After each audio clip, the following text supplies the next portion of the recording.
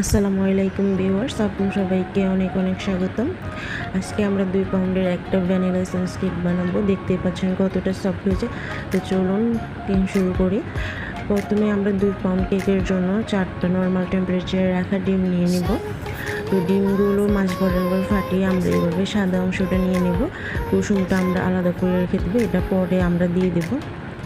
তো এই যে আমি নর্মাল টেম্পারেচারে রাখা 4টা ডিম ভেঙে নিতেছি। যদি আপনারা ফ্রিজ থেকে ডিম বের করে ওইগুলো ইউজ করেন, এক্ষেত্রে ডিমের ফোমটা হবে না পারফেক্টলি। তো আপনাদেরকে অবশ্যই নর্মাল টেম্পারেচারে রাখা ডিমটা নিতে হবে। তো এই যে আমার 4টা ডিমের সাদা অংশ নেওয়া হয়ে গেছে অলরেডি। তো এবার আমি বিট করে নেব এগুলোকে মিডিয়ামে রেখে মেশিনটাকে আমি বিট করে নেব যতক্ষণ না ডিমের সাদা অংশটা কম হয়ে যাইতেছে। তো এই যে আমি বিট করে নিতেছি। আপনারা বিট মেশিনটাকে টানা 1 মিনিটের বেশি চালাবেন না, এক্ষেত্রে বিট মেশিনটা জ্বলে যাওয়ার সম্ভাবনা থাকে। তো আমি 1 মিনিট পর বন্ধ করে এভাবে বিট করে নিতেছি। এই যে আমার ডিমের ফোমটা অলরেডি হয়ে গেছে। এবার আমি এতে 1/3 কাপের মতো চিনি দিয়ে দেবো, যেহেতু আমি এখানে চিনির পরিমাণটা একটু কম রাখতে চাইতেছি।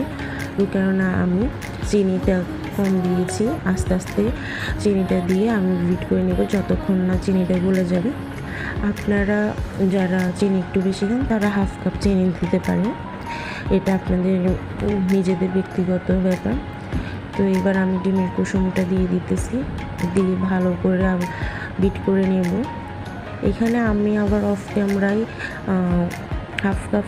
1/4 কাপ তেল দিয়ে দিয়েছিলাম, 1/4 কাপ। তো তেল দিয়ে আমি বিট করে নিয়েছি। এবার আগে থেকে রেডি করে রাখা শুকনো উপকরণগুলো দিয়ে দেব।